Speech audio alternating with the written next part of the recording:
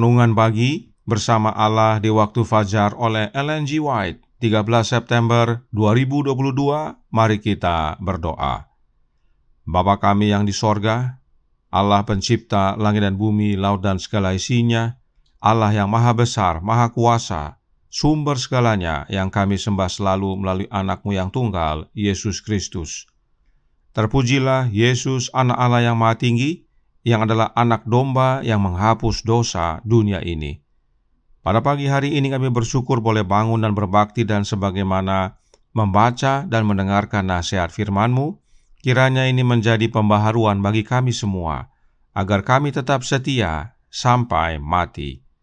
Beserta kami sepanjang perbaktian ini, kehendak-Mu yang jadi, ampun kami akan dosa dan salah, karena kami berdoa hanya dalam nama anak Allah yang tunggal, Yesus Kristus, yang adalah Tuhan dan Juru Selamat kami. Amin. Renungan hari ini akan dibacakan oleh Saudara Yansen Siregar. Kepada Saudara Yansen, kami persilahkan. Selamat pagi. Renungan pagi tanggal 13 September 2022 berjudul Setia Sampai Mati. Ayat inti terdapat di Kisah Para Rasul 21 ayat 13. Tetapi Paulus menjawab, "Mengapa kamu menangis dan dengan jalan demikian mau menghancurkan hatiku? Sebab aku ini rela bukan saja untuk diikat, tetapi juga untuk mati di Yerusalem, oleh karena nama Tuhan Yesus." Selama pemeriksaan pengadilan yang terakhir, Paulus di hadapan Nero, Kaisar telah menaruh kesan yang kuat akan kuasa perkataan rasul itu, sehingga ia menunda keputusan perkara dari membebaskan ataupun mempersalahkan hamba Allah yang tertuduh itu. Tetapi segera muncul lagi kebencian Kaisar terhadap rasul itu. Tidak lama kemudian, Nero mengumumkan satu keputusan yang mempersalahkan Paulus, seorang yang mati syahid. Oleh karena seorang warga negara Roma tidak dapat tunduk kepada penganiayaan, ia divonis untuk dipenggal kepala. Paulus secara diam-diam dibawa ke tempat pelaksanaan hukuman mati.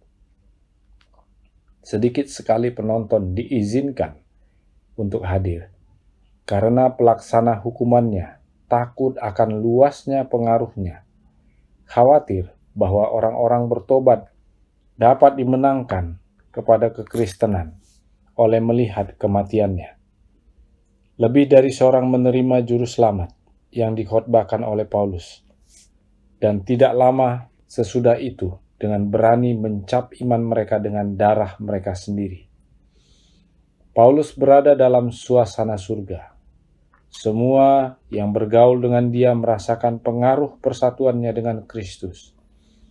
Fakta bahwa kehidupannya sendiri memberikan contoh tentang kebenaran yang dimasyurkannya, memberikan kuasa yang meyakinkan tentang khotbahnya. Disinilah terletak kuasa kebenaran. Rasul itu memandang kepada keadaan yang besar di seberang, bukan dengan ketidakpastian dan ketakutan, tetapi dengan pengharapan yang gembira dan kerinduan yang mendalam. Sementara ia berdiri di tempat ia mati syahid, ia melihat bukannya pedang algojo atau tanah yang segera akan menerima darahnya.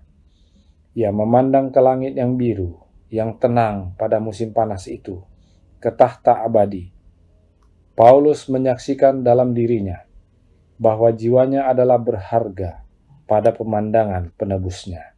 Dikutip dari Alfa dan Omega jilid 7 halaman 430 sampai 432. Tuhan Yesus memberkati. Terima kasih atas penata layanan Saudara Yansen. Tuhan Yesus memberkati. Selamat pagi saudaraku dalam Tuhan. Tentang setia sampai mati, mari kita baca yang berikut ini. Kemenangan akhir halaman 68 paragraf 2 menceritakan, selama zaman kegelapan dan kemurtadan, terdapatlah orang-orang Waldensia yang menyangkal supremasi Roma, yang menolak penyembahan patung karena dianggap sebagai pemujaan terhadap berhala, dan yang memelihara hari Sabat yang benar. Mereka tetap mempertahankan iman mereka meskipun di bawah topan oposisi yang ganas. Sekalipun dilukai oleh tombak Savoyard dan dihanguskan oleh api Romawi, mereka tetap berdiri tabah walaupun menghadapi mara bahaya demi firman Allah dan kehormatannya. Mengapa orang-orang Waldensia tetap setia sampai mati? Karena Kemenangan Akhir halaman 77 paragraf 1 berkata, orang-orang Waldensia rindu untuk membagi-bagikan roti hidup kepada jiwa-jiwa yang kelaparan ini, membukakan kepada mereka kabar kedamaian dalam janji-janji Allah, dan menuntun mereka kepada Kristus sebagai satu-satunya pengharapan keselamatan mereka. Inilah dasarnya mengapa orang-orang Waldensia setia sampai mati, sebab mereka percaya bahwa Yesus adalah satu-satunya pengharapan keselamatan mereka. Meskipun mereka dianiaya sampai mati, di dalam Yesus mereka menerima keselamatan. Kemudian, Kemenangan Akhir halaman 114 paragraf 1 berkata, pada waktu ia diikat ke tiang gantungan dan semua sudah siap untuk menyalakan api, orang martir atau mati syahid ini sekali lagi dihimbau untuk menyelamatkan dirinya dengan meninggalkan kesalahannya. Kesalahan apa, kata Huss, yang saya harus tinggalkan? Saya tahu saya tidak bersalah. Saya memohon Allah untuk menyaksikan bahwa semua yang saya telah tuliskan dan khotbahkan adalah demi penyelamatan jiwa-jiwa dari dosa dan kebinasaan. Dan oleh sebab itu dengan sangat senang saya akan pastikan dengan darahku kebenaran yang telah kutuliskan dan kukhotbahkan. Ketika api menyala di sekelilingnya, ia mulai menyanyi, Yesus anak Daud, kasihanilah aku. Dan demikianlah seterusnya ia menyanyi sampai suaranya terdiam untuk selamanya. John Huss tetap setia sampai mati, yaitu mati dibakar, sebab dia percaya kepada Yesus anak Daud. Selanjutnya, temannya John Huss yaitu Jerome. Kemenangan Akhir halaman 120 paragraf 1 dan 2 menyatakan, tidak lama kemudian keputusan hukuman mati dijatuhkan kepadanya. Ia dituntun ke tempat yang sama di mana John Huss menyerahkan nyawanya. Sepanjang jalan ia menyanyi, wajahnya bercahaya penuh sukacita dan kedamaian. Pandangannya tertuju kepada Kristus, dan baginya kematian telah kehilangan kengeriannya. Pada waktu petugas yang hampir menyalakan onggokan kayu api berjalan di belakangnya, syuhada itu berkata, majulah dengan berani, taruhlah api itu di wajahku. Kalau saya takut, saya tidak akan berada di sini. Kata-katanya yang terakhir yang diucapkan sementara nyala api membesar di sekelilingnya adalah sebuah doa. Tuhan yang Maha Kuasa, katanya, kasihanilah saya dan ampunilah dosa-dosaku, karena Engkau tahu saya selalu mencintai kebenaran-Mu. Suaranya lenyap, tetapi bibirnya tetap komat kamit berdoa. Setelah api membakar seluruh tubuhnya, abu syuhada itu bersama tanah tempatnya dikumpulkan dan seperti abu jenazah John Huss dibuangkan ke sungai Rhine. Kembali yang membuat Jerome penuh sukacita dalam menghadapi maut adalah Yesus Kristus. Pandangan Jerome tertuju kepada Yesus. Itu sebabnya dia tidak takut mati. Jerome setia sampai mati. Dan satu lagi kita baca, yaitu tentang Louis de Berquin. Kemenangan Akhir halaman 227 menceritakan, kereta narapidana yang ditumpanginya, wajah-wajah seram para penganiaya, kematian yang mengerikan yang akan dijalaninya, semua ini tidak dihiraukannya. Ia yang hidup dan yang telah mati dan yang telah hidup kembali untuk selama-lamanya, dan yang mempunyai anak kunci maut dan neraka ada di sampingnya. Wajah Berquin disinari dengan terang dan kedamaian sorga. Louis de Berquin percaya kepada Yesus yang hidup dan yang telah mati dan yang hidup kembali untuk selama-lamanya, serta yang memegang kunci maut. Dan Berquin tidak hanya percaya kepada Yesus, tapi dia percaya Yesus berada di sampingnya saat dia hendak dibakar hidup-hidup. Bagaimana Yesus berada di sampingnya Berquin? Oleh kehadiran Rohnya Kristus. dan banyak yang tidak menyadari akan hal ini.